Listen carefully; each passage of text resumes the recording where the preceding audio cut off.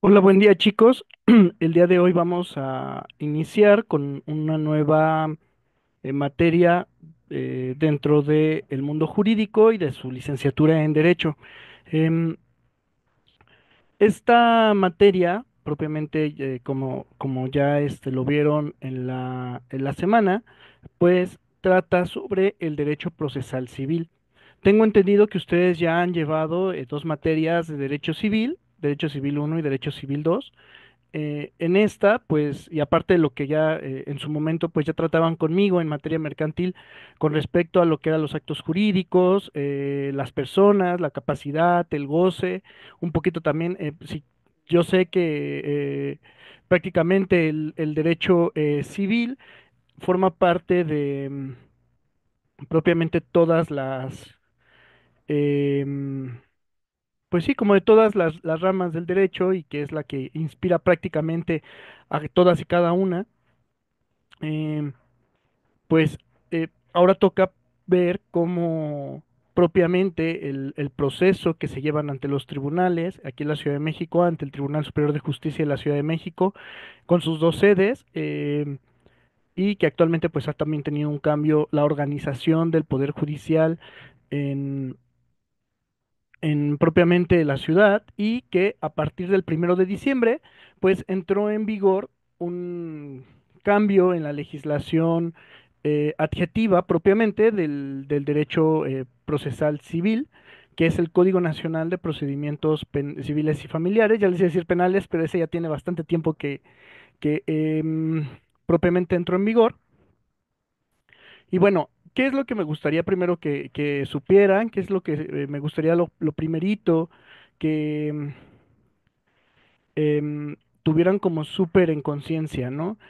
Lo primero es que el derecho procesal civil es la rama que nos va a permitir comprender cómo funcionan las otras ramas del derecho, salvo con el derecho procesal penal, en el sentido de que tiene una forma de desarrollo diferente.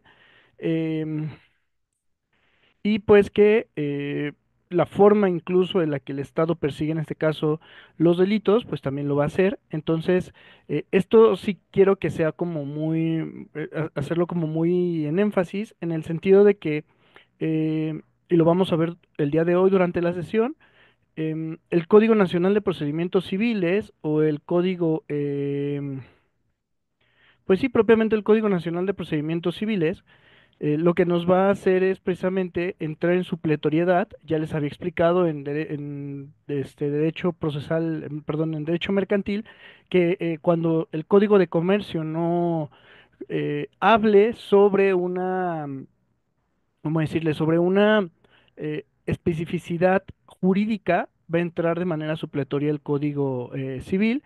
Ya en su momento se los había dicho, por ejemplo, con el contrato de compraventa, que si bien es cierto el código de comercio, el código mercantil da como una pauta, por así decirlo, no contiene como todas las características que el Código Civil Federal y el código de cada una de las entidades federativas lo establece, ¿no?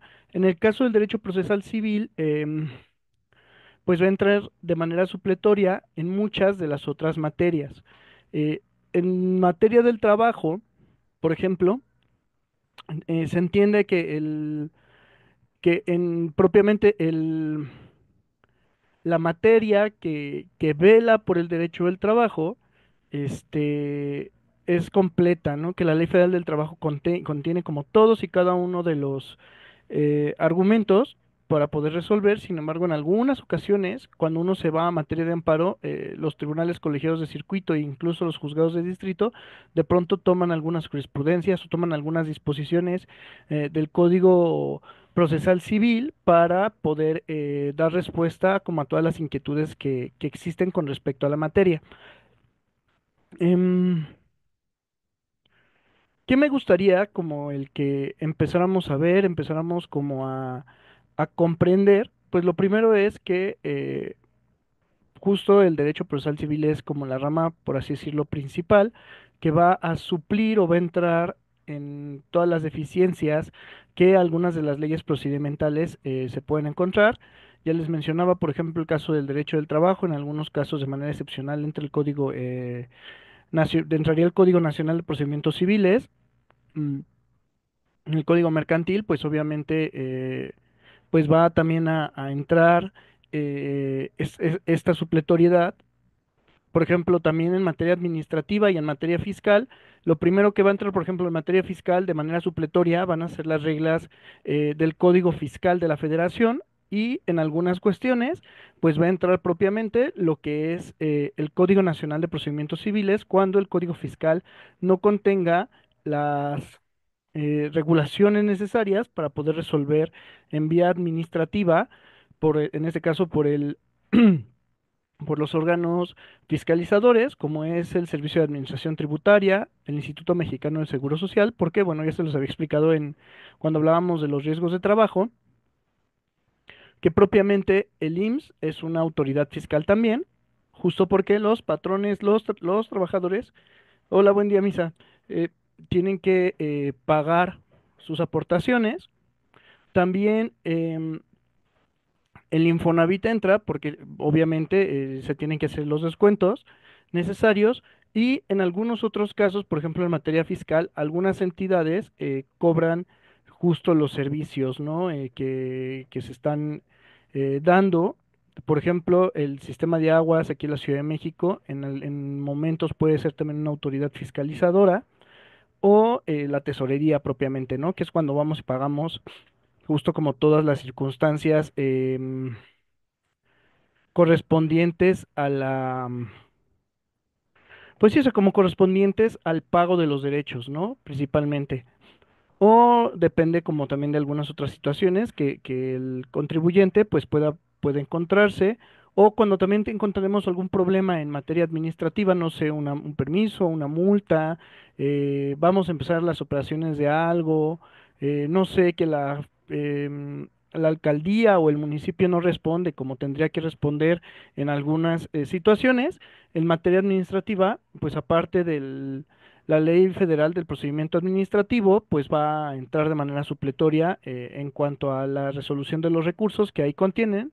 em, Va a entrar de manera supletoria ahora el Código Nacional de Procedimientos Civiles, y pues por ende también en la Ley Federal del Procedimiento Contencioso Administrativo, que es la ley que regula propiamente el funcionamiento de la resolución de controversias en materia federal vía administrativa, es el que va a resolver, ¿no? Entonces, también de manera supletoria va a entrar el Código Nacional de Procedimientos Civiles y Familiares, y pues bueno, para también todos los juicios que se lleven entre los juzgados de distrito cuando versen en materia federal. Ellos también, ya lo habíamos visto en derecho mercantil, van a resolver y pues van a tener que hacer uso de pues propiamente de este nuevo código, ¿no? Que ya tenía un tiempecito, que ya tenía un tiempecito que se había propiamente aprobado, sin embargo no había entrado en vigor porque al igual que el Código Nacional de Procedimientos Penales, en su momento, exigía una adaptabilidad de los poderes judiciales de la ciudad y de las entidades federativas para poder ponerlo en marcha. ¿Por qué? Porque obviamente lo que se busca es unificar los procesos, que cada entidad no tenga como de manera diversa de resolver o manera diversa en cuanto al proceso, y el Código Nacional de Procedimientos Penales y ahora el Procedimientos Civiles y Familiares, pues lo que busca es que todas las entidades federativas tengan un mismo código, todas tengan un mismo sentido y no haya tanto conflicto al momento de resolver. ¿Qué es lo que primero que quiero que veamos? Seguramente se preguntarán, perdón, em, pues qué es lo que vamos a hacer en la sesión. Pues lo primero que vamos a hacer en la sesión, y que es algo como súper importante, es lo primero, esta materia va a ser sí con una parte expositiva de mi parte. Sin embargo, pues las tareas, salvo la primera, van a ser 100% prácticas. ¿A qué me refiero que las tareas van a ser 100% prácticas? pues van a tener ahí un caso específico con el cual ustedes van a tener que empezar a hacer una demanda, van a tener que ofrecer pruebas, van a tener que explicar por qué están ofreciendo esas pruebas, van a tener que formular sus alegatos y al final van a tener que comprender y leer una sentencia emitida por un juzgado de distrito que resolvió sobre si no mal recuerdo, fue un título de crédito, creo que fue un pagaré, eh, y pues tendrán que desmenuzar como todo esto. Podrían preguntarse, ¿no? ¿Por qué el maestro ahora nos quiere poner como a hacer algo si todavía no tenemos el conocimiento necesario, ¿no? Eh, Obviamente esto va a ser poco a poco. Voy a ir acompañándolos de la mano. En la sesión lo que voy a tratar es justo el darles como algunos tips o darles algunas, pues sí, como tips para poder elaborar una demanda, para poder elaborar una contestación, para poder ofrecer pruebas, porque eso es algo muy importante, y pues también para que puedan comprender cómo analizar una sentencia. Es muy, muy importante esto. Cuando yo en su momento estudiaba, y yo creo que muchos de los estudiantes en derecho, cuando empiezan a estudiar y de pronto pues a uno le entra como las ganas o las ganitas de empezar a litigar, pues y cuando uno empieza a ir a los tribunales y cuando uno empieza a revisar expedientes, de pronto al principio es como muy conflictivo, perdón, en el sentido de decir, bueno, tengo aquí el expediente, pero no, pues no sé qué es lo que tengo que hacer, ¿no? Y que pues al final del día, mi objetivo con esta clase, con esta sesión, es que ustedes tengan cierta claridad de qué es lo que tienen que hacer cuando van a un tribunal, cómo van a acercarse, cómo tendrían que acercarse para que ubiquen también en parte algunas de las circunstancias que van a estar presentándose y pues el día de hoy vamos a dedicar como a algunos conceptos básicos que pues tenemos que comprender. Em, Cuando yo en su momento estudiaba la licenciatura en Derecho, teníamos dos materias propiamente introductorias, perdón, una materia introductoria para después pasar a lo que eran las dos materias obligatorias en la licenciatura, en la Facultad de Derecho, en aquellos ayeres, hace casi más de, pues de 12 años. Lo que llevábamos primero es una materia que se llamaba Teoría General del Proceso, que pues entabla o establece pues todos los conceptos básicos que uno tiene que comprender. Como les he dicho en otros momentos, estamos pues muy apurados con el tiempo, en específico con este mes, que pues únicamente vamos a tener 3 sesiones. Sin embargo, pues sí les voy a pedir que procuren hacer sus tareas, procuren analizar lo que están haciendo y también pues el día del examen pues que aparten muy muy bien el lugar. Les recuerdo que justo las fechas que ya están cargadas en la plataforma no son inamovibles con el tema de las tareas. Yo entiendo que en ocasiones se pueda, se susciten cosas en la semana, pero sí les voy a pedir que por favor se dediquen un tiempo para hacer sus tareas, para ponerse a leer, para ponerse a estudiar. Em, para mí, en el ámbito jurídico y de lo que tengo experiencia, es que un abogado que no lee, un abogado que no le busca día a día a la actualización, es un abogado que em, no va a poder dar respuesta no va a poder dar respuesta a sus clientes, ¿no? Ciertamente los conceptos básicos pues los tenemos que tener, pero pues el derecho va cambiando. Desafortunadamente no cambia hacia adelante, cambia hacia atrás. Cuando el derecho regula algo, ya seguramente esa situación ya dejó de generar como cierto ruidito y pues se suscita algo nuevo, ¿no? Sin embargo, pues tenemos que estar muy al pendientes. Ya les mencionaba, ¿no? Justo el tema del Código Nacional de Procedimientos Civiles es algo que a la actualidad el Poder Judicial de la Federación, los poderes judiciales de los estados están poniendo mucho énfasis, están dando cursos de capacitación precisamente con respecto a este nuevo código, porque propiamente entra el cambio de un sistema propiamente escrito a pasar ya ahora sí a un sistema en su mayoría oral. Algo, si lo podemos ver de manera em, concreta, em, pues el primer gran cambio que tuvimos a la oralidad pues fue en el 2008 con esta reforma constitucional que se presentó, en donde los procesos penales iban a cambiar de estilo, iban a pasar de un sistema inquisitorial a el sistema que tenemos actualmente, ¿no? Entonces, obviamente esto cambia todas las reglas.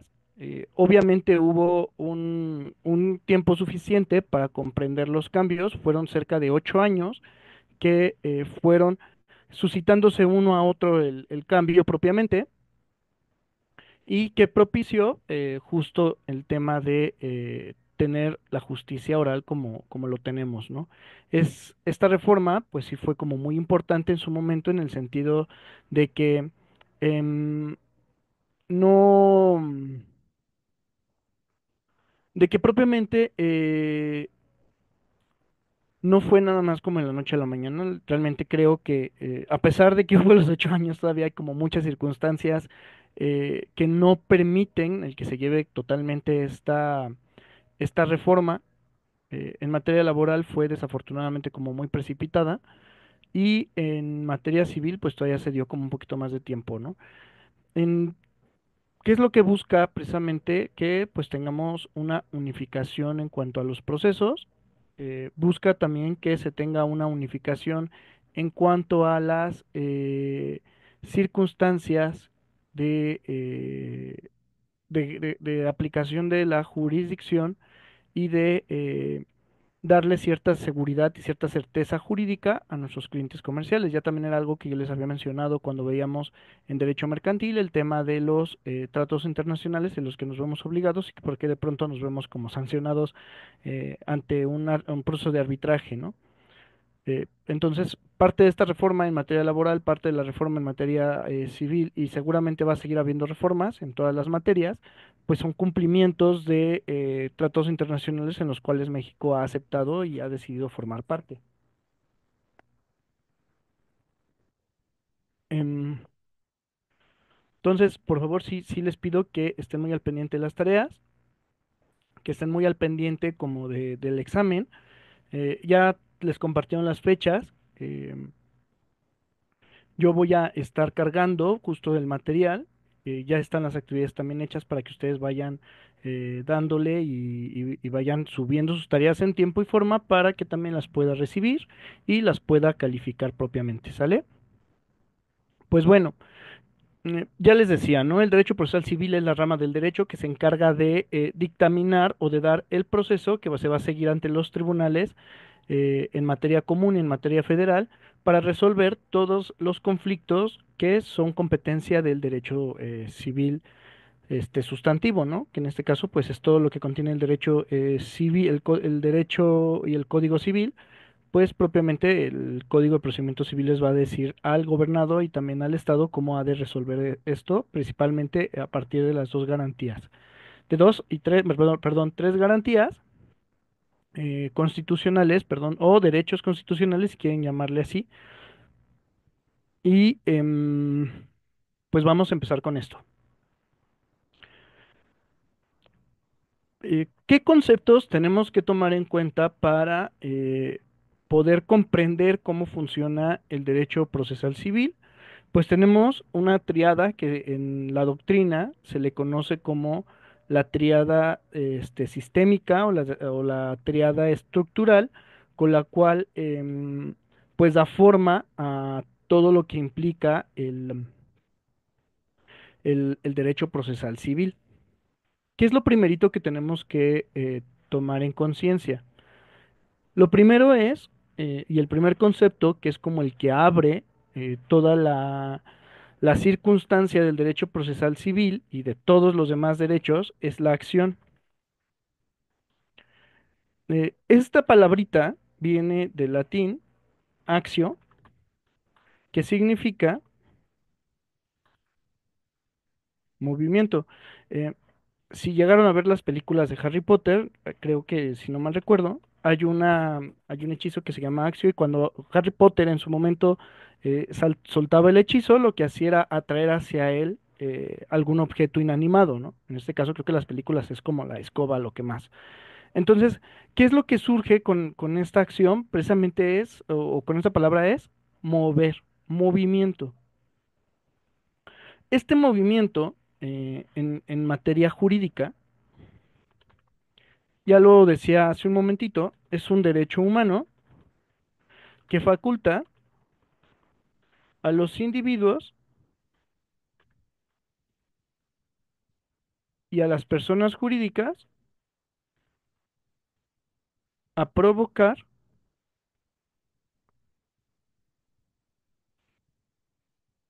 propiamente la actividad estatal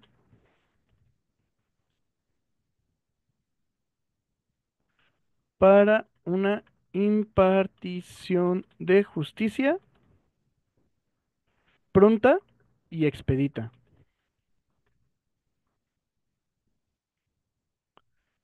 Este es el primer gran concepto.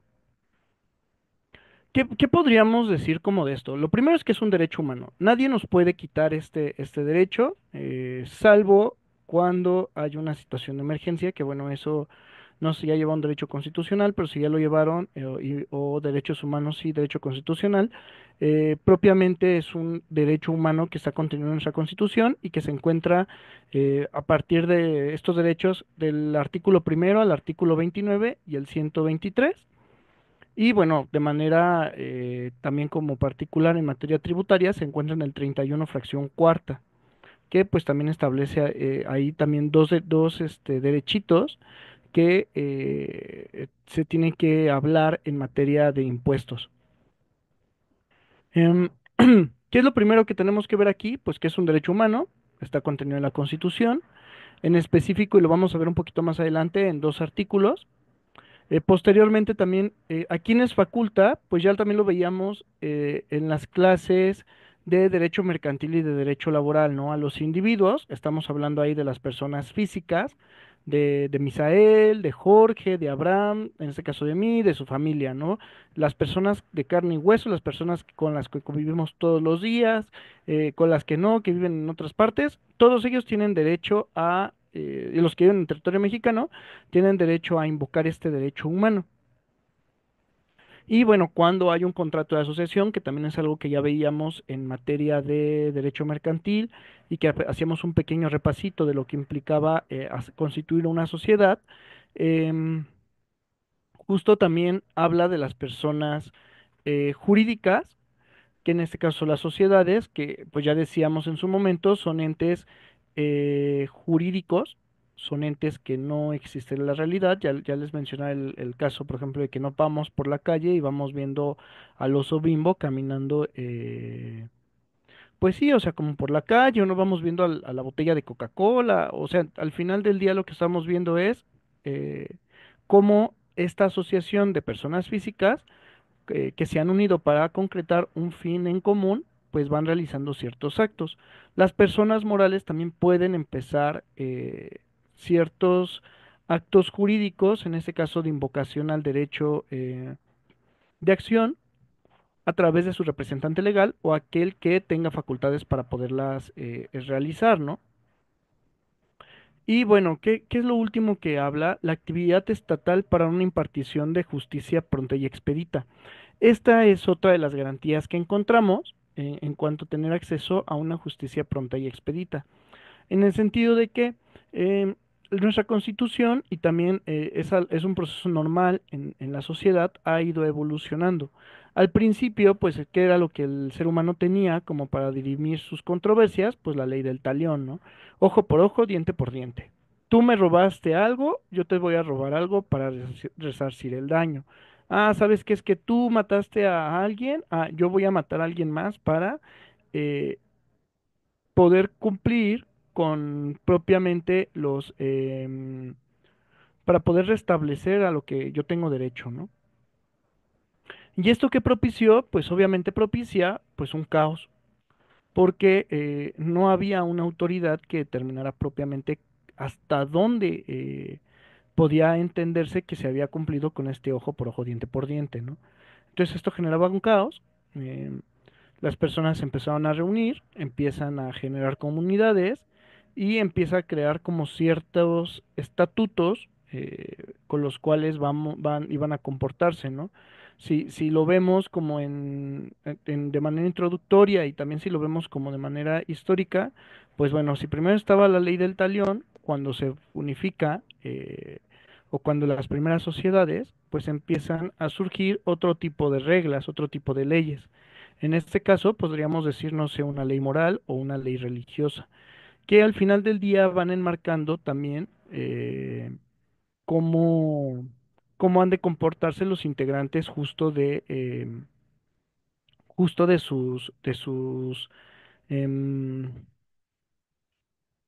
sí, o sea, cómo se van comportando los integrantes de sus comunidades, ¿no?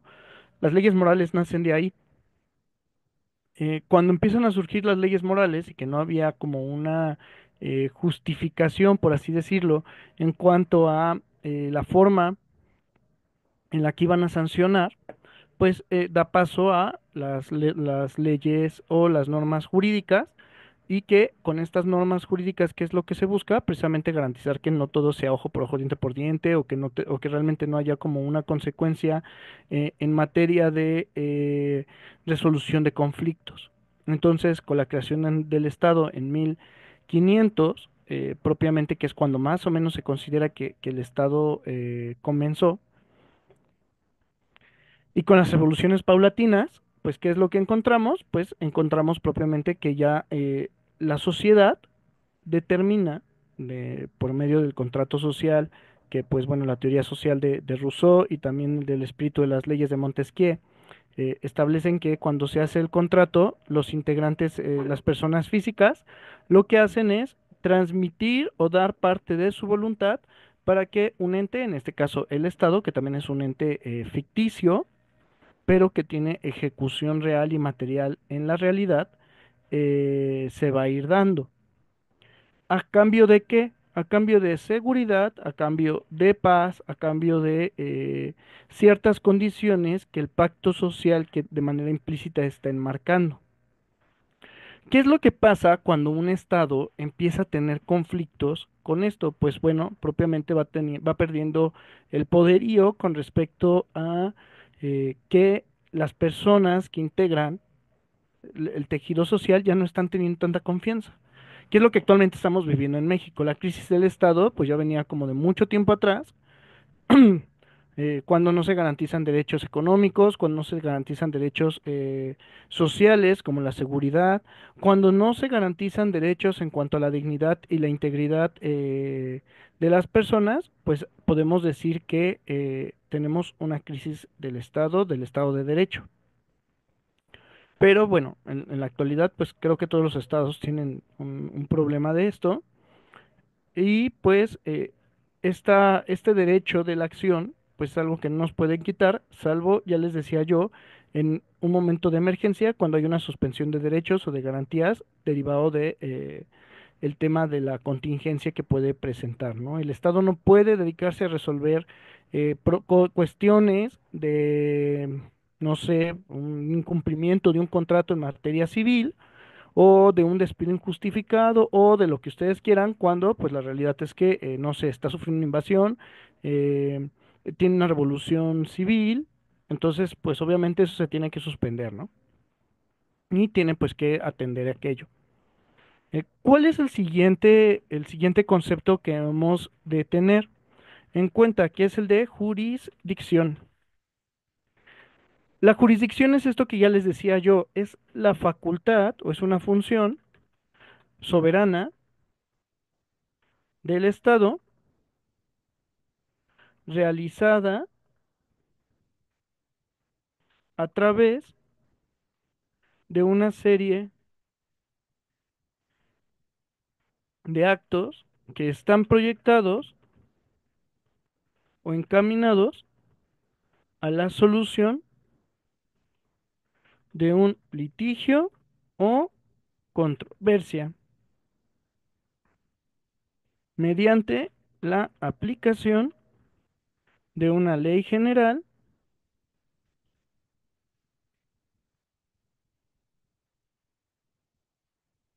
a un caso concreto, controvertido, para solucionarlo o dirimirlo. Y esta tiene diversas, pues sí, como diversas formas de hacerlo, ¿no? Pueden decir, ah, pero ¿cómo? O sea, el maestro cuando nos dice, hay diferentes formas de hacerlo, ¿no? Yo ahorita ya les mencionaba cuando hablábamos precisamente del tema de la supletoriedad, casi muy al inicio de la sesión, en que eh, hay diferentes entes estatales que se ocupan de resolver de diferentes cosas. ¿Qué pasaría si nada más tuviéramos un solo tribunal y en una sola ciudad y que vea de todo? Pues obviamente los funcionarios públicos de ese, de esa entidad que resolviera los conflictos se volverían locos. No podría haber una aplicación de la justicia que sea de manera adecuada y que dé cierta seguridad a los gobernados en su esfera jurídica. Ya con esto que les mencionaba, que es una función soberana del Estado, lo vamos también a ver un poquito más adelante, justo en cuanto a las funciones de los tres poderes, el derecho procesal civil, y es justo lo que también tienen que meterse muy, muy a la cabeza, el derecho constitucional es la savia que nutre pues todo el árbol jurídico que es el derecho de un Estado, ¿no? ¿Por qué? Porque es el derecho constitucional es el que le permite a cada una de las ramas el poder encaminarse para poder comprender y dirimir las controversias. La Constitución es nuestro máximo ordenamiento legal y pues obviamente como es el máximo ordenamiento legal, ¿qué es lo que implica? Pues que tenemos que estar en constante revisión de lo que está pasando con nuestra Constitución. Y de la Constitución, pues van a empezar a delegarse, pues todas las leyes, ¿no? Las leyes federales, las leyes generales, las leyes locales, las constituciones locales que no pueden ir con contra de la Constitución federal. Entonces, pues todas tienen que ir como muy, muy de la mano y tienen que estar como muy, muy, muy, muy, muy, muy centradas en lo que la Constitución dice.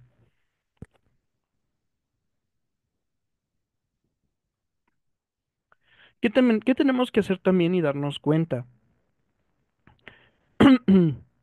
Que, pues si se fijan, eh, la jurisdicción implica una serie de actos. Esta serie de actos, ¿qué son o cómo se llaman? Y que esto inmediatamente nos va a marcar o nos va a encaminar al siguiente, pues al siguiente concepto, que es el proceso. ¿Qué es el proceso? Es el conjunto complejo de actos del Estado como soberano de las partes interesadas y de los criterios, perdón, y de los terceros ajenos a la relación sustancial,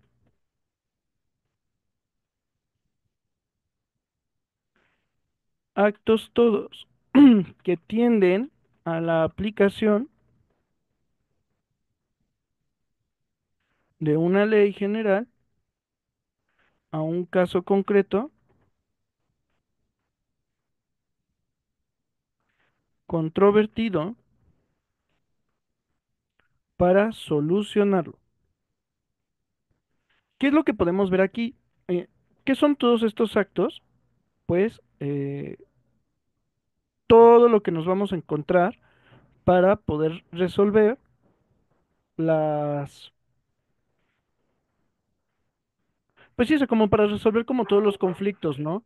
El Código de Procedimientos Civiles lo que nos va a terminar por señalar o encontrar o determinar, pues es cómo, en este caso, el Estado tiene que resolver. cada uno de los pasos que el Estado tiene que hacer tiene que ir concatenado, tiene que ir unido al otro. ¿Por qué? Porque si no lo hace, no hay una garantía de que el Estado esté resolviendo de manera adecuada. Por eso tenemos tantas leyes procesales.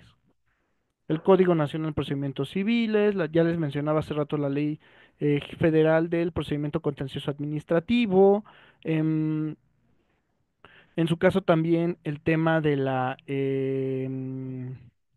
por ejemplo, partecito del Código de Comercio, también en materia fiscal, pues es también la parte del Código, perdón, la Ley Federal de Procedimiento Contencioso Administrativo, cuando hay una situación de responsabilidad de servidores públicos, pues también su misma ley va a establecer cierto proceso que tienen que llevar las autoridades administrativas, o sea, dependiendo como de a lo que se dedique o dependiendo como del problema, tiene que existir pues sí tiene que existir como una ley que regule pues todas estas circunstancias, ¿no? Entonces, estos tres conceptos son nuestro gran bloque y que le da sustento a todo lo que va a pasar en el derecho procesal civil. No podemos entender, y ya lo veíamos, la acción sin la jurisdicción, no podemos entender la jurisdicción sin el proceso y tampoco entendemos el proceso sin la acción. Es una triada que están propiamente todas eh, pues unidas, ¿no? Y que al final del día, si no entendemos estos conceptos como una triada, no vamos a poder comprender qué es lo que estamos haciendo cuando estamos llevando un juicio.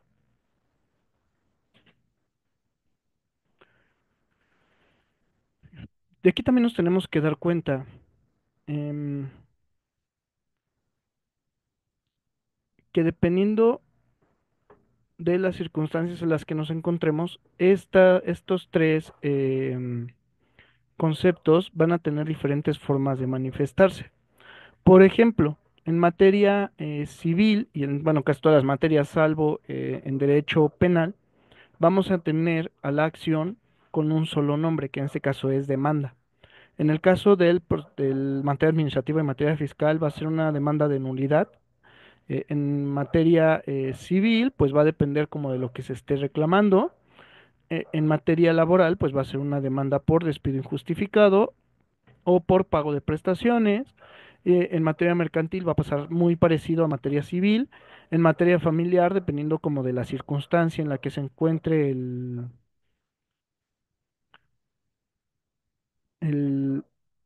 el Estado, pues es lo que tienen que hacer. ¿Sale? Ay, se me sacó. Perdón, que pensé que me había sacado esto. Entonces, ¿qué tenemos que tomar en cuenta? Vamos a tratar ahorita lo que eh, de manera como más detallada, como más extensa, lo que implica la acción. ¿Sale? Entonces, vamos a borrar momentáneamente los demás conceptos y ¿qué es lo que tenemos que tomar en cuenta? Pues ya lo decía, ¿no? Que es un derecho humano que faculta a los individuos y a las personas jurídicas a provocar la actividad estatal para una impartición de justicia pronta y expedita. Ya les decía yo que en la tríada pues también está contenida en nuestra Constitución, pero en el caso específico del concepto de acción lo vamos a encontrar en dos artículos. ¿Cuáles son estos dos artículos constitucionales? El artículo octavo y el artículo 17 constitucional. ¿Qué es lo que dice el artículo octavo constitucional? Aquí tengo abierta mi constitución, vamos a dar leído, vamos a proceder a leer lo que nos dice el artículo,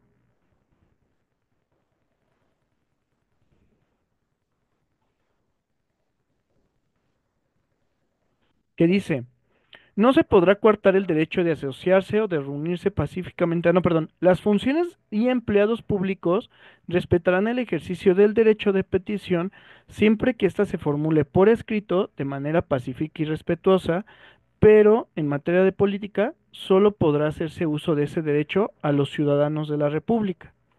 A toda petición deberá recaer un acuerdo escrito de la autoridad a quien se haya dirigido, la cual tiene la obligación de hacerlo conocer en breve término al peticionario. El artículo octavo, ¿qué derecho humano nos va a, o qué derecho humano y garantía nos va a estar diciendo? Pues es el derecho de petición. Este derecho de petición, ¿en qué consiste? Precisamente en que cada uno de nosotros, toda persona, puede solicitarle al Estado que realice cierta acción o que responda ciertas cuestiones porque no ha cumplido con sus funciones. Lo que pasó hace como unos 15 días con respecto a la desaparición de los órganos autónomos es algo muy delicado. ¿Por qué?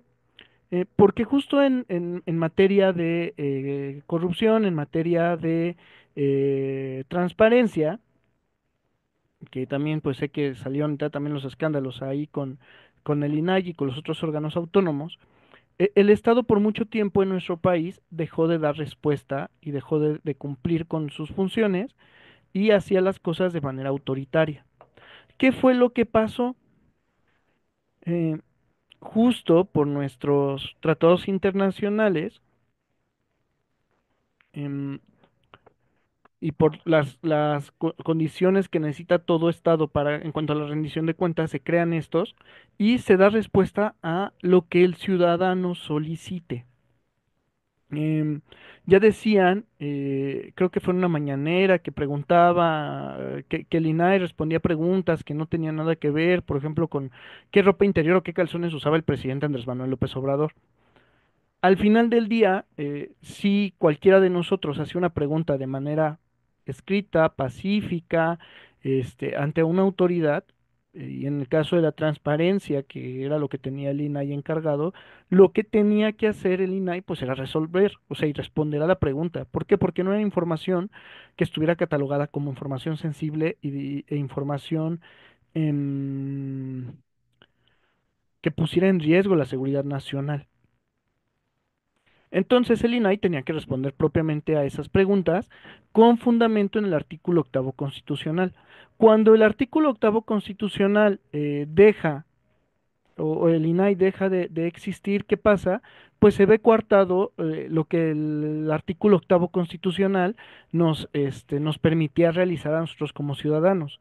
Hubo algunas otras cuestiones que normalmente las entidades de estatales no daban respuesta. En materia administrativa, por ejemplo, cuando una autoridad no te da respuesta, la Ley Federal del Procedimiento Administrativo te dice que tienen 3 meses a partir de la formulación de la petición para que tengan una respuesta. Cuando no lo hacen, entonces tenían que ir con un órgano autónomo para que obligara a la autoridad precisamente a dar una respuesta con fundamento a este artículo octavo y también con todas y cada una de las formalidades que le exigía, ¿no? El INAI a la autoridad y que no podía ocultarlas. Ya les decía, ¿no? Desafortunadamente en nuestro país y todavía en la actualidad, a pesar de que estaba este órgano autónomo, lo que generaba el Estado era decir, no te voy a dar la información. ¿Por qué? Porque a ti no te interesa, ¿no? ¿Cómo gastamos el erario público? Es algo que a ti no te importa.